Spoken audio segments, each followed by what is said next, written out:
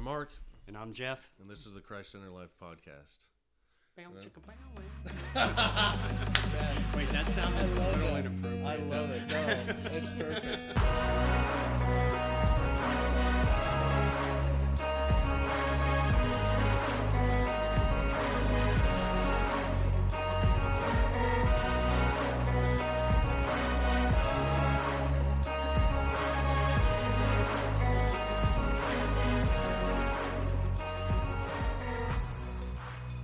All right, so Jeff, we've known each other for like 30 years now. I think so, yeah. I'm 24, 31, so 30. you're 30 years? Mm-hmm. No. We met, was it 2 years ago at men's group? I believe so, yeah. Right.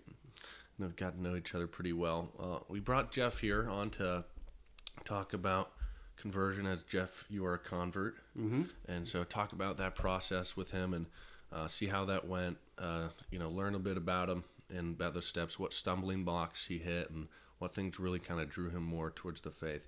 But first, I want to start with your background, like what environment you grew up with, what your family's like now. Right. And so if you could give us to start there. What was your life as a kid involved in faith? Okay.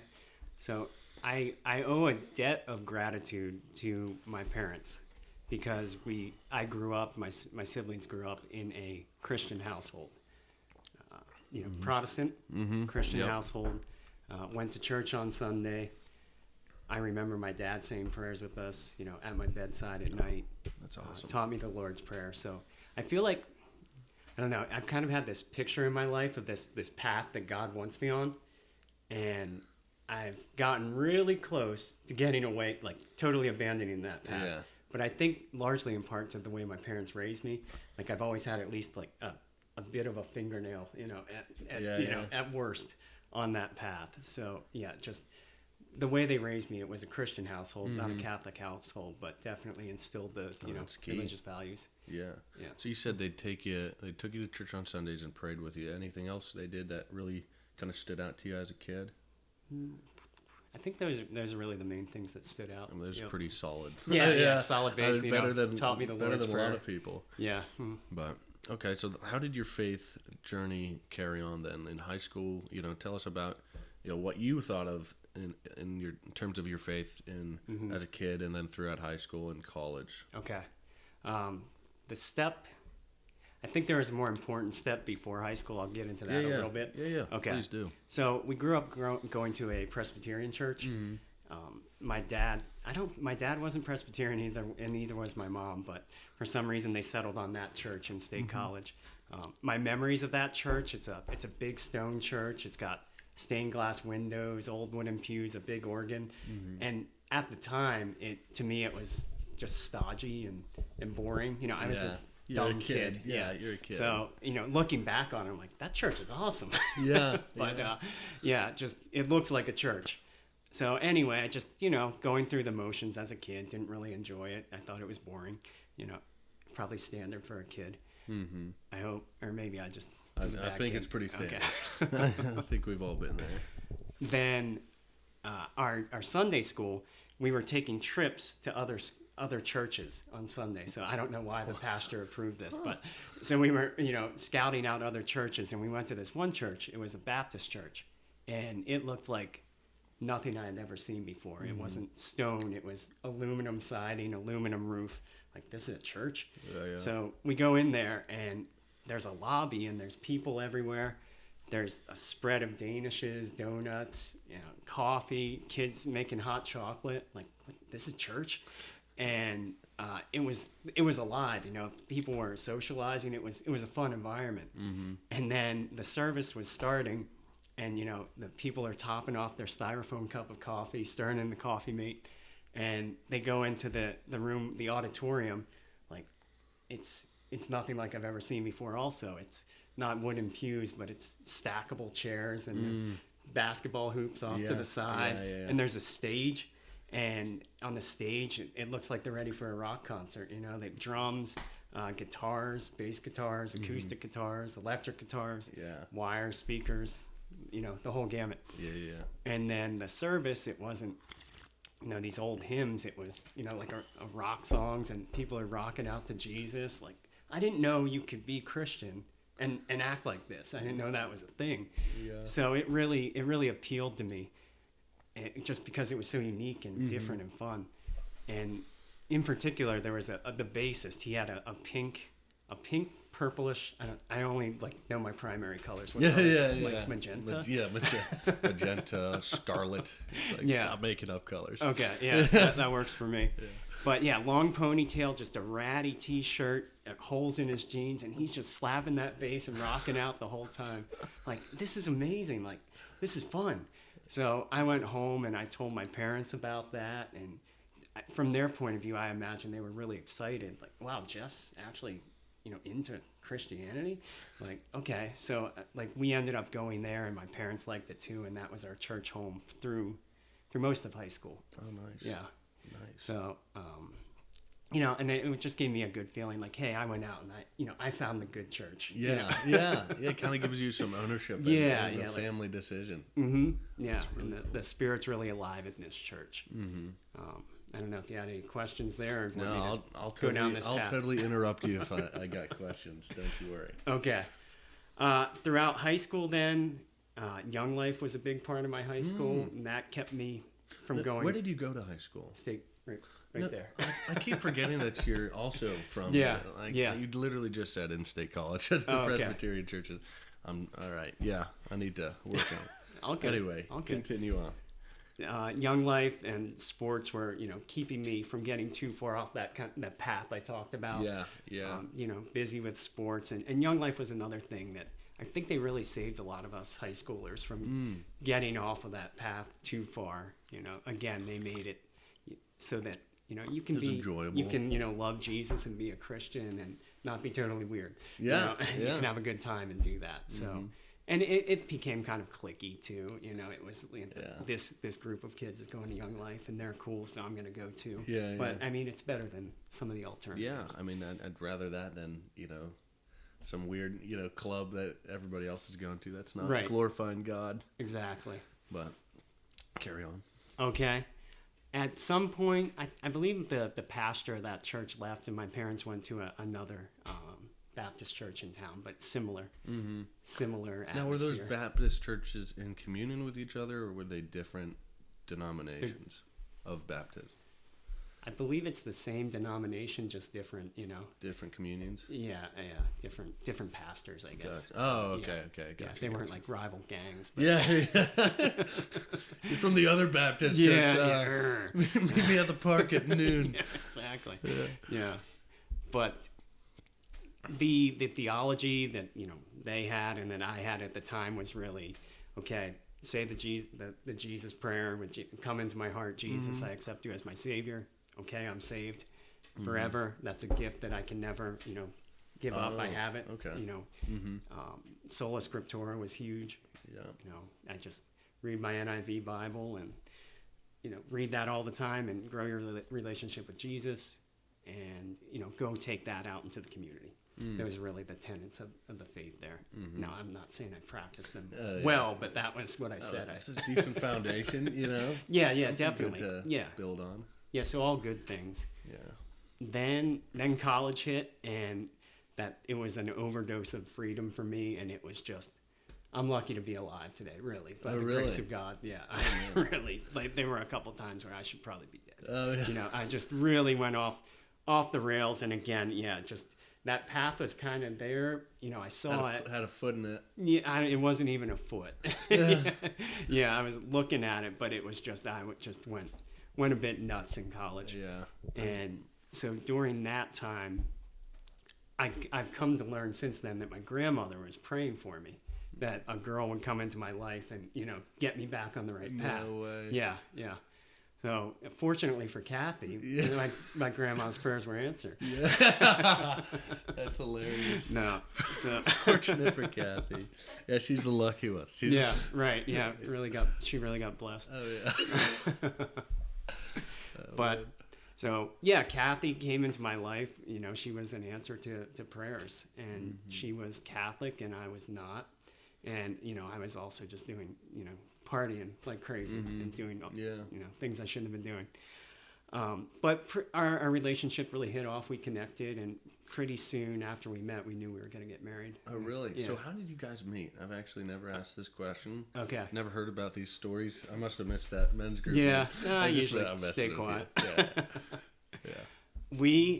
So in high school, actually, I was in 10th grade geometry, like the normal level of smart, just normal smart. Yeah, the basics. And Kathy's a grade below me, and she was in my class. So she was in the smart class. I was in the normal class. But I knew her. I was like, oh, that girl's kind of cute. No, that girl's really cute. Sorry, Kathy. Edit that first part. And I actually was friends with Kathy's brother, who was the grade above me. So I would go hang out with him, and I would see Kathy at her house. So I kind of knew her.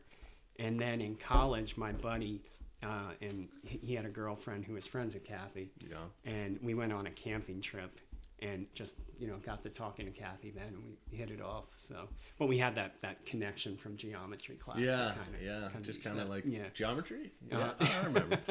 That's cool. Yep. Oh man, so how long were you guys together before you thought to yourself, "This is a girl I'm gonna marry"? It was like month or two. Oh yeah, it was real early. Right yeah, on. yeah. Right on. It was basically like, Jeff, don't mess this up. Yeah, I feel you. I know exactly how you feel. Yeah. The old fiance in the back there. Yeah. Anyway. Yeah. But so how did Kathy really influence your faith life? What did it turn into once you guys started dating? Was there any like kind of clashing of heads with theology, or were you not too I don't know. I'll just leave it there. Yeah, I think clashing of heads is the way to put it. It was, it was nasty. I was very determined that I was correct. My view of Catholics at the time was, they go to the Saturday night mass so they can get drunk and then, sleep in on Sundays. That was, and I just felt bad that I felt like they were all duped. Like, why don't you just, honestly, this is embarrassing, but I never even thought about where the Bible came from. It was almost just like that NIV Bible just floated down from heaven, and it had always been there. Yeah. Like, I never thought about where it came from. It was, Yeah. this is the only source of truth because God handed it right to us. Like, it was just printed and, issued it out. I feel like not many people think about where it came from. Right. I could be wrong, but I feel like that's pretty normal. Okay. I don't know. Well, that makes me feel a little better. There you go. Yeah, so I was really, even though, I was living a life I shouldn't have been living, I was still set that, like, nope, these beliefs are right. Like, how can you trust man when, like, just trust the Bible? It's all right there. Yeah. I didn't think about, well, man can interpret the Bible in different ways. Yeah, like that passage, was it James runs into the Ethiopian eunuch? Okay. Oh, right. That's what I always think about when people are like, right. Like, oh, who do you think, authority to interpret the Bible? I'm like, well, it kind of, like he says, who am I to interpret it? You need to tell me what this means. Right, yeah. The Bible has a pretty good example of why we need an authority to help us. Yeah. So, Kathy at the time, she was a good Catholic, but she's not, where she is now. She's not a great Catholic at that point. But she had a solid foundation. Background foundation. So, and thankfully she was stubborn enough to not, give in to my, my arguments. And it got nasty. We would get into, that was what we fought about the most, Protestant. Yep. Indeed. And it got to the point where my parents even brought someone to their house who had been Catholic and converted to becoming a Protestant. Wow. So he really didn't like the Catholic Church. So it was me and him on one side of the table and Kathy on the other, and he was just, that's bashing. intense. How did that go? I'm so like, I'm imagining Kathy now. Like put in that situation then. Yeah. I would pay to see that. I would so pay to see that happen. Yeah, now she really would have given it. She would have been wrecked everybody. But at the time, she knew enough to not just give in to the arguments right away. She knew enough to, question. And she didn't back down, which, again, thank God she didn't back down. Yeah. Her life would be a lot different right now if she did. So, she just kept, continued to debate and not give in. And then ask she... questions herself. Yeah, exactly. And then if the question came to me, like, well, where did the Bible come from? And I didn't have a good answer for that. And, I'm kind of well, this was, I don't even know if I want to say this, but I'm already saying it. So like I would go to, my nature is kind of, you can't tell me not to do that. Yeah. Who are you? I feel like that's just like the American, right? Like that's just the American spirit. The American spirit is very independent, and there's no authority above me. We fought the British. This guy in a chair. So why should I listen to another guy in a chair? Exactly. I feel like that's just the American way, and that's definitely. I feel like it definitely holds in some groups for sure, more than others. No, I think you're spot on, and that kind of relates to the Protestant nature. Like, no, you can't tell us to. I feel like we that's can the only American hear the Bible at Protestantism. church. Like, no, I got this. Yeah, so I definitely feel like they're tied together. Where was I? Oh, yeah, I would go to Mass with her, and this is awful. I think I've confessed this, but if I haven't, I need to. It's all good. I'm sure you have, bro. I can't imagine. I think I did when I was confirmed, which is jumping ahead, but so, yeah, I would go to Mass with her, and she didn't know enough to be like, Jeff, do not come up to communion. She was just kind of like, I don't think you should do that. And again, I was like, I love, who are you to? Yeah, I love Jesus. I can't take the bread you all are taking. Right, exactly. So I would take communion before I was Catholic, which is awful. I hate saying that. I mean, it's all like, I can't blame. Like, you didn't know.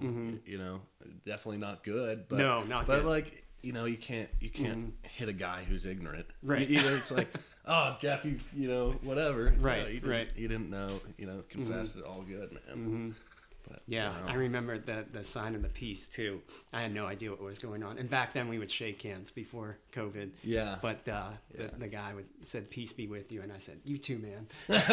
Like I just had no clue. I almost had like an air of superiority going to the Catholic Mass. Like, oh, this is cute. They're so confused. Yeah.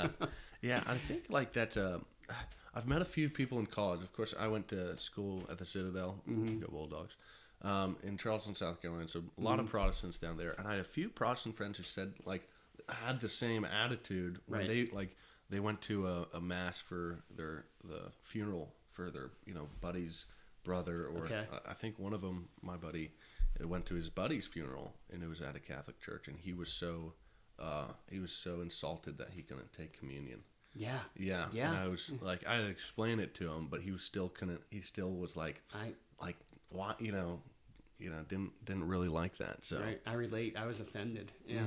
You can't tell me not to do that. So back to the story. Then she started questioning Martin Luther, and he always appealed to me because he was like the best example of, you can't tell me what to do. But then when I looked into him as a person, and don't want to attack him ad hominem, but he could still be right even if he was a flawed person. But it was just enough to bring up questions. He has a book called The Jews and Their Lies with an awful picture on the front, and it's just, wait a minute, this guy might not be who who they sold him as. So just questioning him, and then just looking back at church history from Jesus to the year 1500. Like, would Jesus really have just left us, flailing around and, without, you got to wait until Martin Luther comes until you get it right. This guy. Then I will reveal the whole entire truth. Right, exactly. So those things started to come into my head, and Kathy bought me, Catholic books about the early church fathers, and what did she buy you? What books did she buy? I think it was called Faith of Our Fathers. That was one that really touched. I think I've heard somebody reference that book. Yeah, that one really hit a chord with me. And we're like, wow, there's apostles of the apostles, and we know who they are, and they wrote things. Yeah. And I don't remember exactly what, the readings I read and, what really hit me, but it was, I do remember the gist of it was, wow, this seems really Catholic, what these guys are writing. Oh, yeah. Like St. Ignatius. Yeah, like, Clement. Oh, my gosh. Justin Martyr. Yeah. Irenaeus. They all just espouse Catholicism. Yeah. It's pretty beautiful. But, yeah, I think it's really interesting, though, too, to look at Martin Luther and his beliefs and what the Lutheran Church believes now and stuff, and how it's actually not even, like, Luther professed that, Mary was a perpetual virgin. That's Luther and Calvin both professed Mary was a perpetual virgin. Like, all these Marian dogmas, they all profess them, and it's so interesting. I think Martin Luther, I'd have to look where the quote comes from, but I'm not going to quote it correctly maybe, But it said, if, somebody who professes Mary to not be a perpetual virgin either enjoys arguing or is just ignorant. Like, Wow. so like saying that they either just want to argue with you or they Right. just don't know. Like, Wow. I'm like, that is such a divergence on what Right. they're saying today, Right. you know, but sorry. Anyway. But no, yeah, like he might not have even realized what he unleashed, you know, like, and Yeah. it grew so much more than what he thought it would be. Yeah. So yeah, eventually those questions started to take root, and okay, I'm reading more, I'm learning more, and I think the Catholic faith is the one true faith. And Was there a specific thing that made you think that? Like, was there a teaching that you hit that you're like, oh my gosh? Like, do you remember? I know It was- maybe a few years ago. yeah, it was really apostolic succession. I Church didn't get Fathers. back to the origins of the Bible. Again, I thought it just floated down from heaven. Mm-hmm. And when I looked at it, like, oh, the Catholic Church actually preserved the Bible for us and gave us the canon. That was a big one. And then just Martin Luther, looking Yeah. more into him. Yeah. Yeah, I'd say it was, those were the three main things. Yeah. So Martin Luther, looking where the Bible came from, and the Church Fathers, huh? Yeah. That's cool. I mean, it kind of reminds me of St. John Henry Newman's quote. Okay. You know the Pretend quote I don't know what that is. Okay, I'm gonna pretend like you don't know. Jeff is more knowledgeable than I in Yeah. real life. When he said because he was an Anglican. Okay. Then he became a Catholic cardinal. But he said that to learn church history is to cease becoming a Protestant. That is what he said, because his conversion was through the Apostolic Fathers, the early Church Right. Fathers, the early Church, and seeing, oh wow, this is extremely Catholic. Yeah. Yeah. You know. Wow. So that just made me think of Yeah. that quote. No, there. that quote's spot on. Yeah. Yeah. That applies to me. Nice. But yeah, so those are some stuff that helped you along the way. What were some stumbling blocks? Because I know a lot of converts. I mean, we know a lot of converts in our community here, and obviously there's stumbling blocks to the faith, things that they really have a hard time, Yeah. kind of accepting, or a hard time even seeing the merit to. Yeah. Would you say you had any of those, and if so, what were they? Yeah, I think the common, most popular answer for a Protestant is Mary. Yeah. Yeah, Mary's tough because coming from a Protestant background, it's Jesus is the core of your life, and then it's really tough to wrap your head around and your heart around the fact that Mary can lead you to Jesus and make your your relationship with Jesus even greater. That's really tough, because it just feels like, why would I go to Mary when I could go right to Jesus? And it almost feels like you're taking away from Jesus Yeah. by Yeah. praying to Mary and asking for her intercession. That one was really tough. Was it praying to her, or just even what other things about the Marian dogmas really kind of struck you? So yeah, when we first started the battles with Kathy, I thought she was a Mary worshiper, Oh yeah. and I just thought Catholics worshipped Mary, and so that was really Classic. tough. Yeah, but yeah, really just holding Mary in the regard that she needs to be held in. That was it was very difficult for me. Yeah, I bet it's kind of like scandalous. Yeah. From a Protestant perspective, like, oh, like why in the world are we even talking about this person that's not Jesus? Yeah, You Right. guys are totally just, bringing attention away from our Lord and Savior to a mere creature. So Exactly. I totally see like how that could be scandalous to a Protestant. yeah. Or why do you care if a church looks like a church? When we have the Bible. Like, all you need is the Bible. That's it. Yeah, Yeah. we could be in a garage somewhere. Yeah, exactly. Yeah. So again, I don't want to say it's bad, but that's where I was coming from. So Yeah, it's yeah. I mean, just- that was your life. That was your perspective at the time. You can't really fault yourself, right. But so those were your stumbling blocks. Now, what was it like? Like, when did you decide? All right, I think this is the truth, and I wanna join that. Like, what was there a specific spark, a specific moment? Maybe you're talking with Kathy, or maybe she was away and you were praying about something. You're like, Right. geez, oh man, I think this is it. Yeah. Like, Yeah. I don't remember that one pivotal moment where, you know. And there's not always a pivotal moment. And Yeah. sometimes it's small little. It took me a while. Yeah, things. it was slow increments, and Yeah. it took me years probably. So where were you at in your relationship at that point? So you and Kathy started dating at one point in college. Mm-hmm. What point? I was gonna be a sophomore. Sophomore. Yeah, Okay. she was a freshman. So when were you kind of discerning Catholicism? So soon after that, yeah. Soon early- after, yeah. junior year or something, or No, I would say, you know, it was a couple months after. Mhm. So early in my sophomore year, we started duking it out. Oh yeah, I totally yeah, feel yeah, that. yeah. We started duking it out early, and Mm-hmm. then it was grad school. So yeah, I think 05. So yeah, my first year of You're grad aging school. yourself now. Yeah, I know. Really, you were what? 2? Were you born? I was 8. Okay, there you go. I was 8 years old. You know, yeah. wiser than my years. Totally more mature than I was.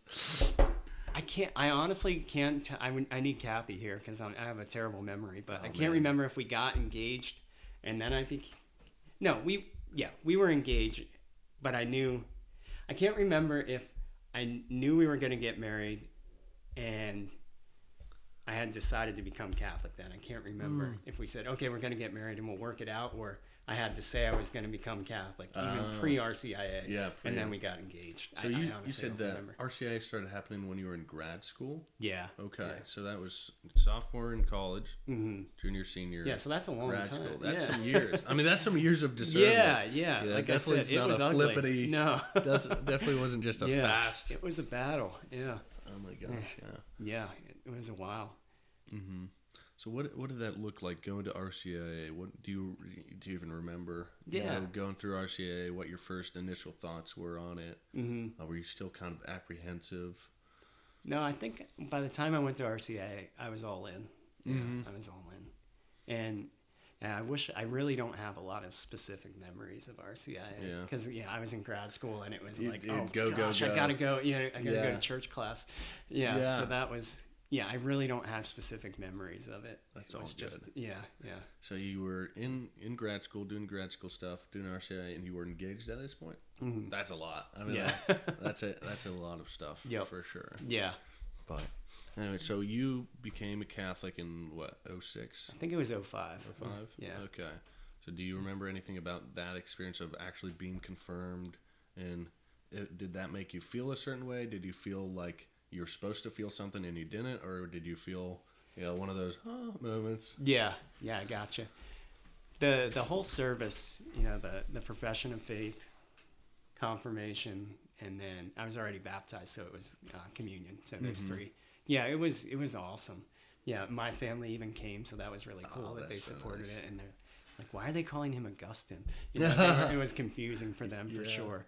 That was my confirmation. Yeah, I name. didn't know that was your confirmation. That's awesome. That's such a great name. Yeah. I feel like that'd be a good name for a kid. You call him Augustine, but you can call him Gus. Exactly. Yeah, We have there's friends those- that have done that. There's those names you can just have one of those really cool saint names, It but works you just short them both out. ways. Guster.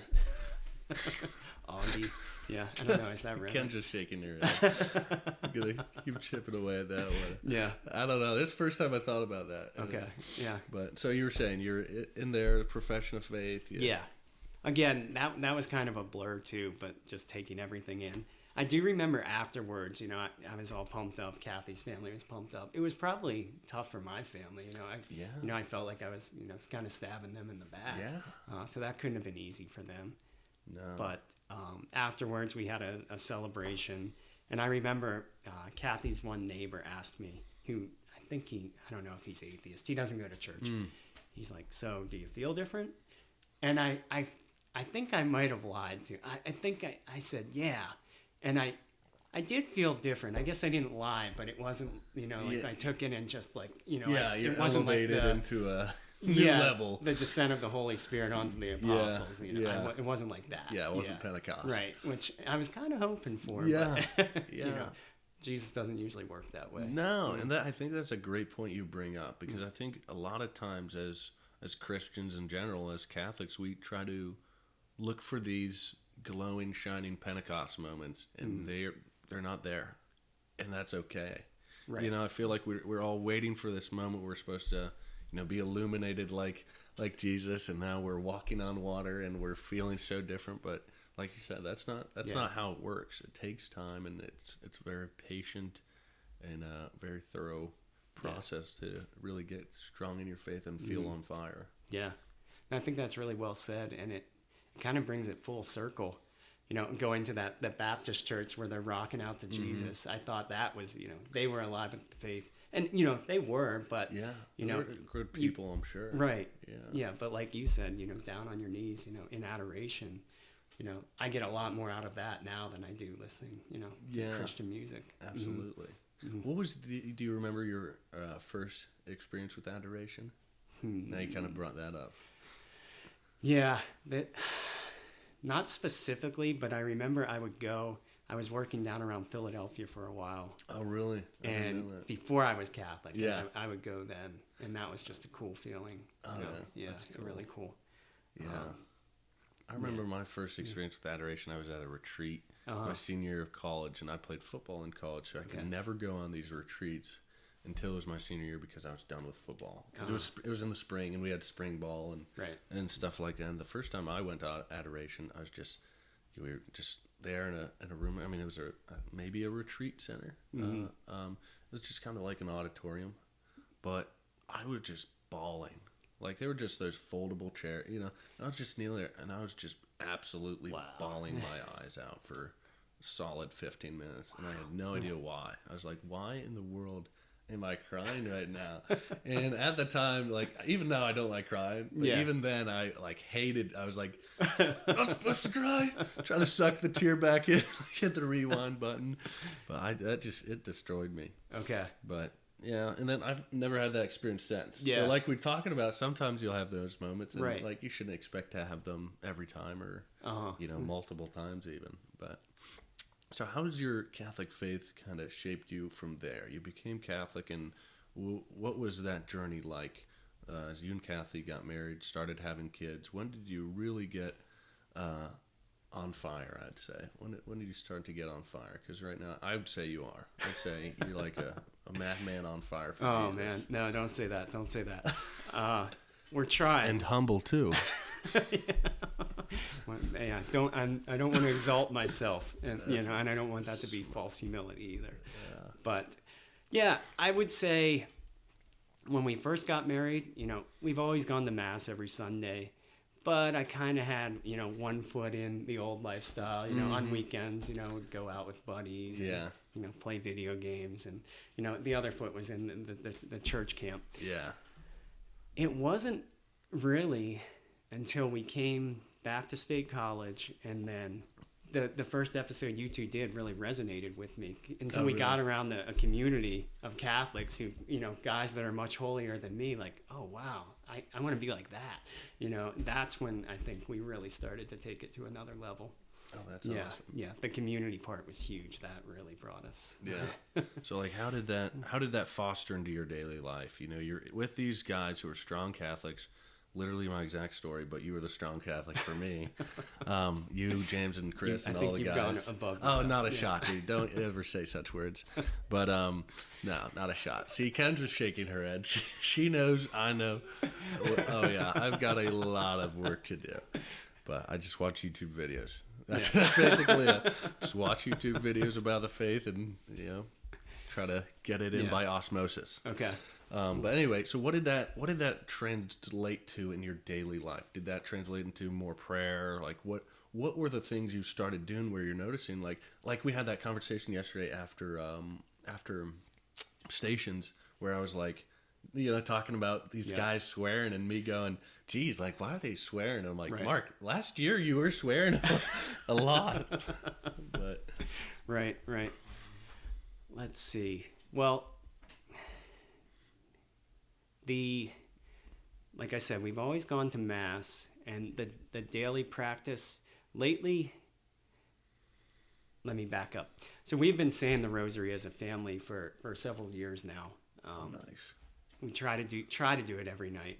Yeah. But it wouldn't always happen. Yeah. And then lately, I don't know if Exodus did it or what, but now I feel like if I don't say the rosary and it's nighttime, like I got to say the rosary. Oh, nice. So, yeah, and I know you're really drawn to the rosary, but I have a hard time with the rosary. Even but now. Yeah, That's okay. That's okay. I mean, I like it. Yeah, yeah.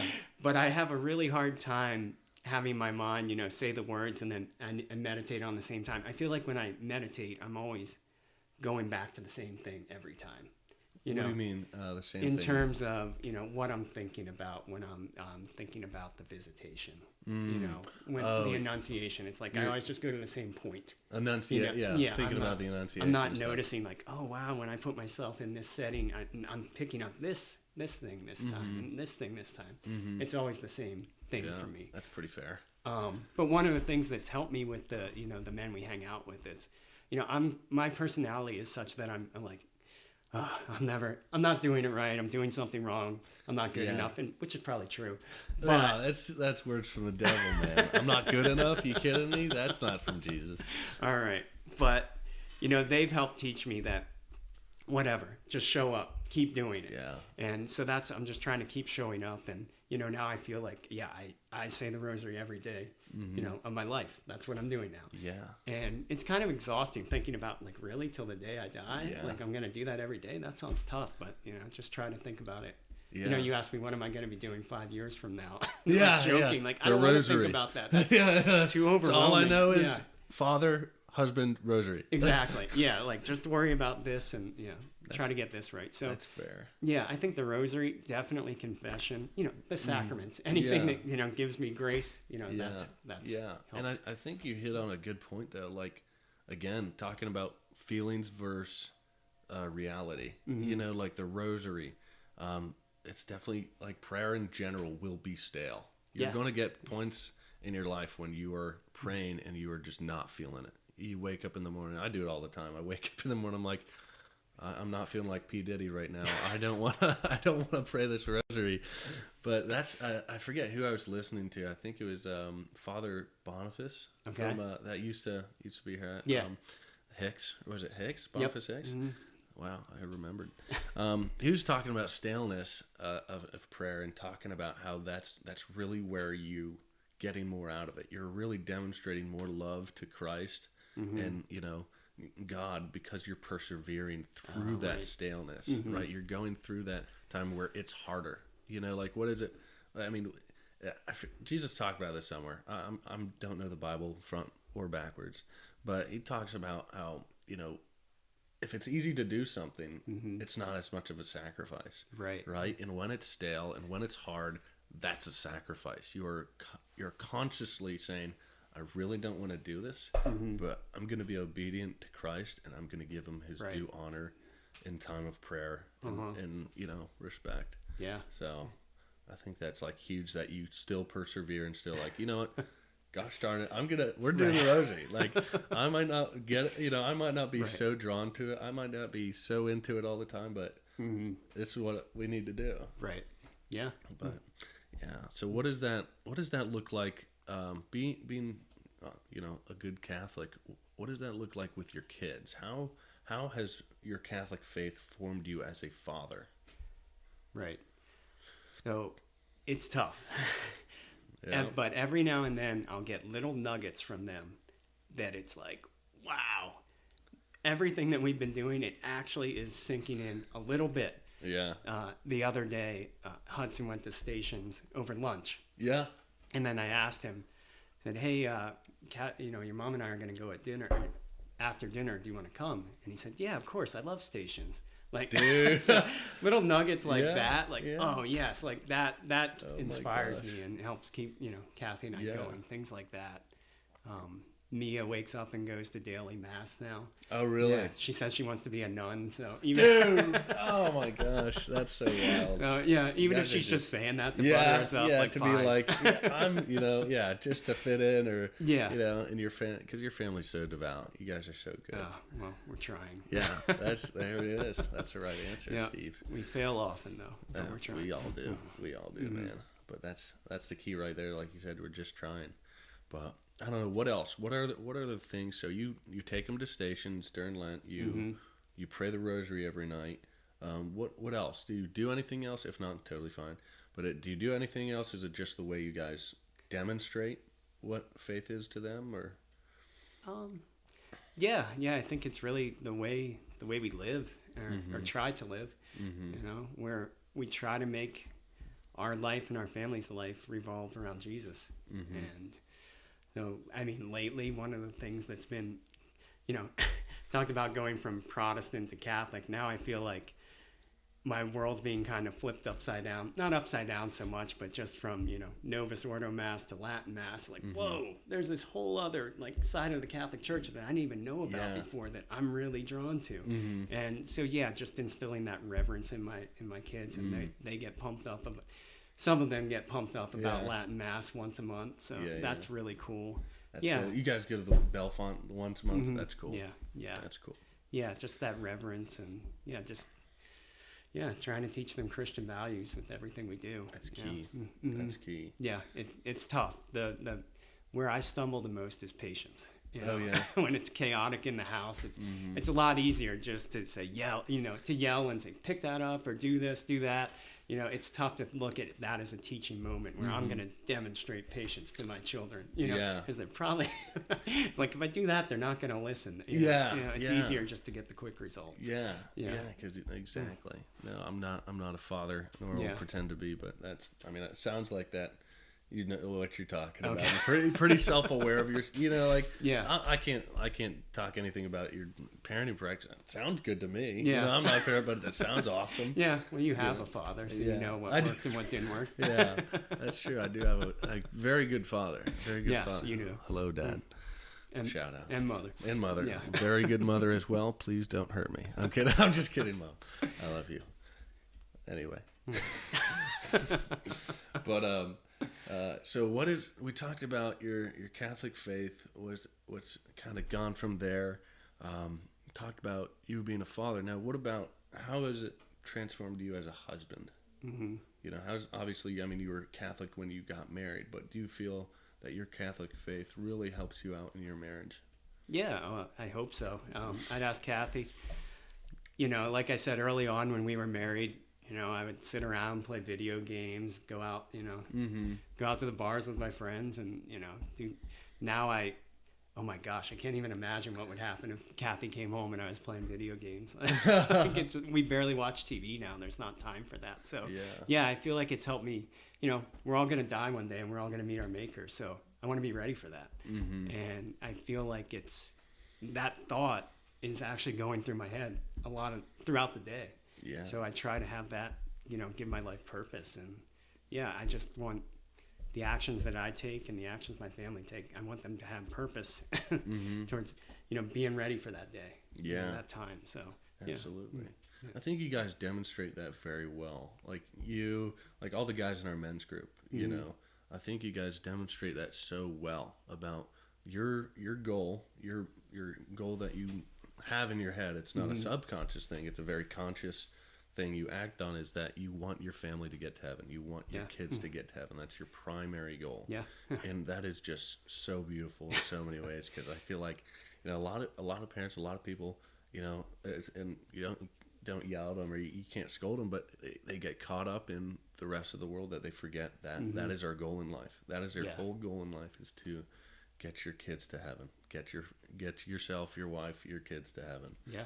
You know, and it's so beautiful to see that expressed so openly and really what I'm looking for. Like expressed so specific, like so open, like you're literally, that's your, you know, mission statement. Bright lights of, you know, bright lights is I'm getting, that's my goal. And it's so important, because we need to remind ourselves of that constantly. You know, God willing, when, you know, me and Kendra have kids, you know, hopefully we're good parents and stuff. One day. It'll be the best. Best. But where are you at now with your faith? So like, what do you have? Like, I feel like you have a hunger. Like you're always talking to me about books you're reading or things you're doing with your faith. So like, what makes you have that desire, that hunger for more? I guess it's really converting yourself closer to Christ. You know. Yeah. Well, I'd say just showing up every day. You know, I try to.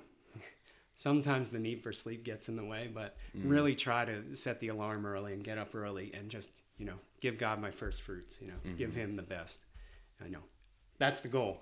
Yeah. Don't always that's do the it. key. Yeah. Obviously don't always do it, but yeah, wake up and, you know, first thing I should do in the morning, you know, kiss the cross and get on my knees and pray. Dude, that's awesome. Yeah.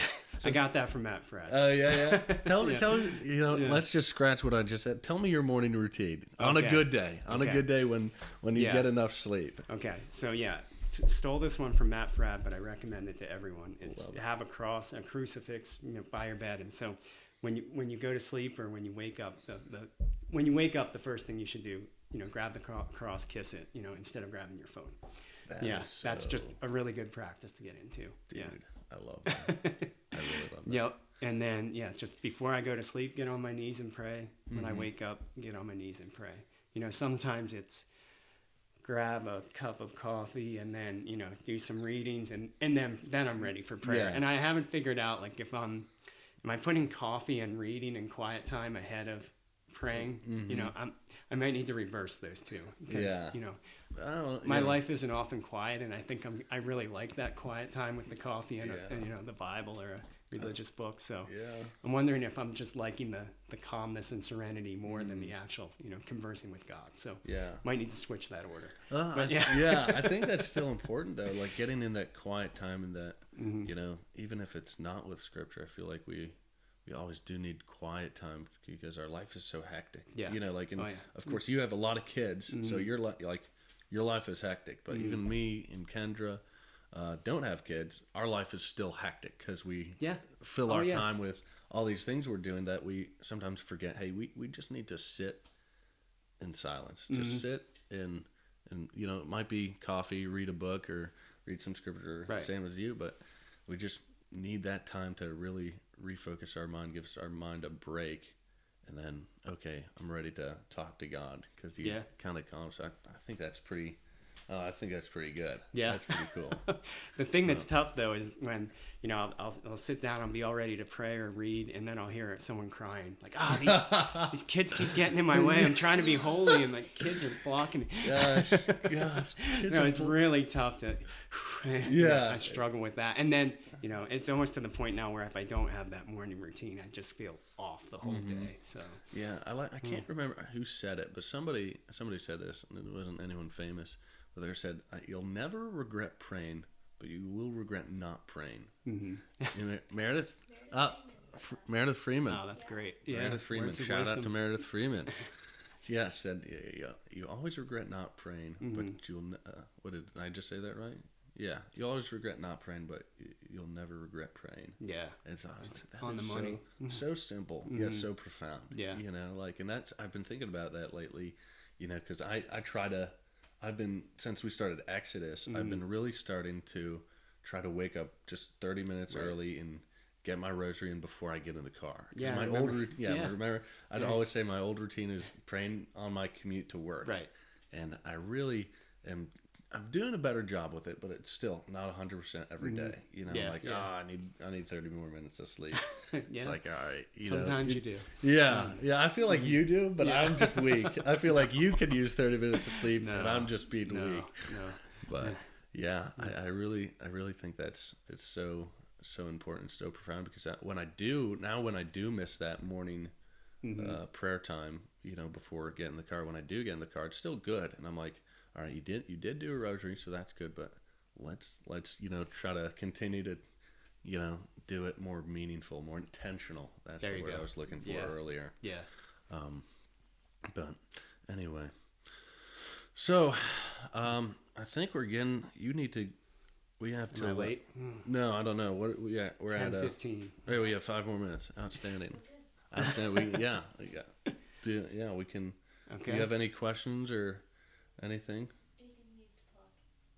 No, I don't think I need to Oh, yeah, plug any anything. plugs? Do you have any plugs? Any sponsors? I have a ton of plugs, but I don't know. What's some?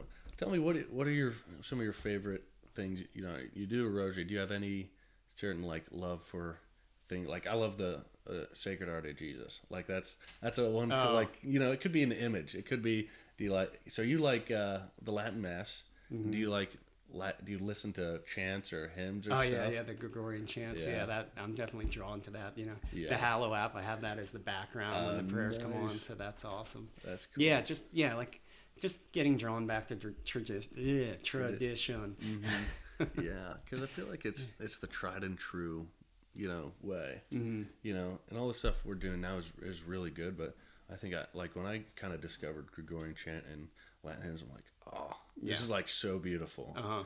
It's so beautiful. But anyway, so Can I have him answer one question before he goes? all right, Kendra has a question for us. Okay. For My Jeff. question is, and this is what you can leave it with. Okay. If there's a Protestant listening right now, Oh, that's what so piece of important. what is one piece of advice you would give them if they were exploring the Catholic Church? Or even not. So let's Or start even with that. not, So yeah. what would you say to a Protestant? Correct me if I'm asking your question. What would you say to a Protestant who's exploring or looking into the Catholic Church? Yeah. So for me, it's really tough for me to give one. This is what you do, and this will convert them. But give them a list of things. For me, really, it was just opening my mind and my heart to just asking those questions, because it wasn't even a thought like that the Protestant faith was, I don't want to say wrong, but less true. Yeah, it didn't have the fullness. Yeah, less true. It wasn't even a thought. It was like, no, I'm right. Like, obviously the Bible is the one, that's the only thing we can trust. So it was so maybe a question like, well, where did the Bible come from? Just opening that, making a little bit of a crack there to get them to question their foundations. And, Yeah, what was the first 1,500 years of exactly. of Christianity? Yeah, That'd just be a good like, one. I forget the quote you gave earlier, but just learn the history, and then it might Yeah. lead you to a different place. St. John Henry Newman. Mhm. Yeah. Now, okay, so we said, what would you tell a Protestant who's thinking about the Catholic Church? And this might be a very similar thing. I'm about to ask a very similar question. Okay. What would you tell a Protestant who is not thinking about the Catholic Church, and maybe is a little anti-Catholic? Like you do a PSA, look in the camera, and say, "All right, Yeah, you." I really person don't out like there, conflict. Our So brothers I and don't know. sisters. I don't like conflict, so I'm really bad at this. And, Oh, it's I all think good. the best for me, 'Cause, I mean, you're different. Like, yeah. warning: if you're a Protestant and you hang out with Mark, you're gonna become Catholic. So. That's Yeah, God- if you've God gotten will this, get you. yeah. God will get you. Yeah, I'm not getting just, anybody. rounding them up. Rounding getting them back in the pen. Yeah. No. So I think you're far better than me at having this conversation. So, I don't like, know. from I'm not what I you was do that never works- Protestant though. So I don't Yeah. know how that conversion goes, right? And we love our Protestant brothers and sisters. Yeah. It's definitely not Yeah. a animosity or hatred. Always, me and Kendra talk about this all the time. Like you compare the Catholic Church and whatever denomination of Protestant, they have a percentage of the eternal truth, right? Yeah.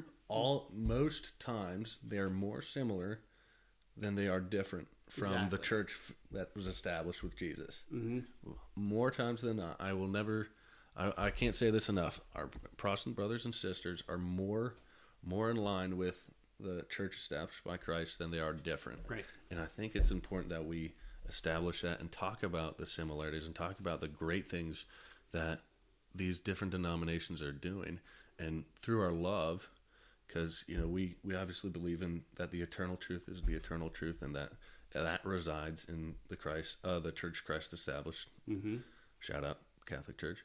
And so out of our love, we want to bring them in communion with that church. Right. So what would you say? Like you just said, open your heart, open your mind to it. Would there be anything else you would recommend? Maybe recommend a book to a Protestant who's not even thinking about conversion, not even thinking about Catholicism, and where you were with, kind of animus to it. Mm-hmm. Yeah. The book I read was Rome Sweet Home by Scott Hahn. That hit me hard. I forgot to mention that one earlier. Yeah. That one really, and it really related to me because he has family around here too. Yeah. So, yeah, that was a big one. But again, even with that book, and it took me years. So I don't think there's a quick.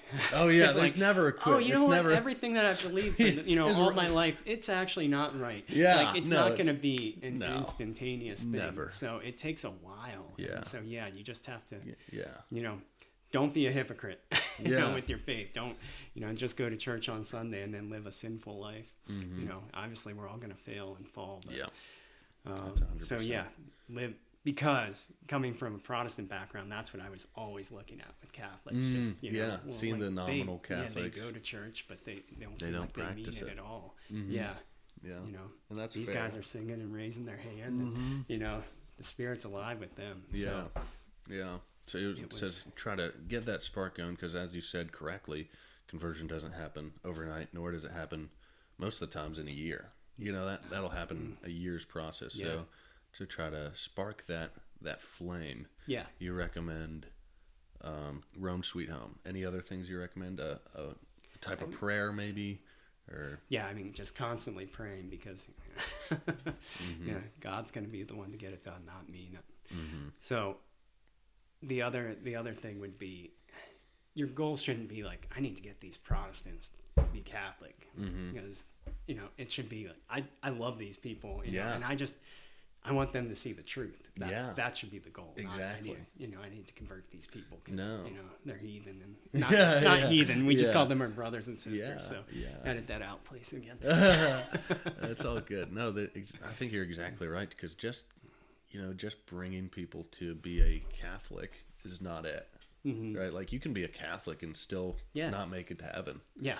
Like that needs to be a nurturing and very loving relationship there where they're, it's not about who's right and who's wrong. It's Right. I need to find the eternal truth because there can't simultaneously be a few hundred eternal truths out there as we have thousands of different churches in the United States. Not all of them can have the fullness of it. So how am I going to center my life on Christ and the truth that he's revealed to us? Right. So thank you for watching, everybody. Please like, share, and subscribe. Please subscribe. I'm actually begging. But please visit thesalvationgroup.org to visit our page. There are awesome resources, links, and more content there. You can join a small group there in central Pennsylvania. So that's about it. Please follow us on Instagram, _salvation_group. Facebook, The Salvation Group. And another Instagram page is the Curly Crunchy Catholic, which is the Instagram page for my fiance, who is beautiful and has a great page there. Awesome content. She continues to do great things. Jeff, do you want to plug anybody? Anything? No.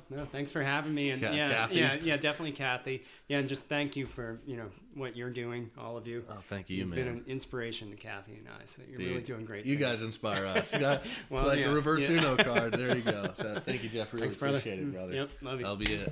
Oh, this is the Christ Centered Life podcast. Thank you very much. Yes. I hope this podcast helped you have a more Christ-centered life. That was very smooth. And we won't edit that out either. Well, That's just gonna stay Chop in. that up quite a bit. Oh, that's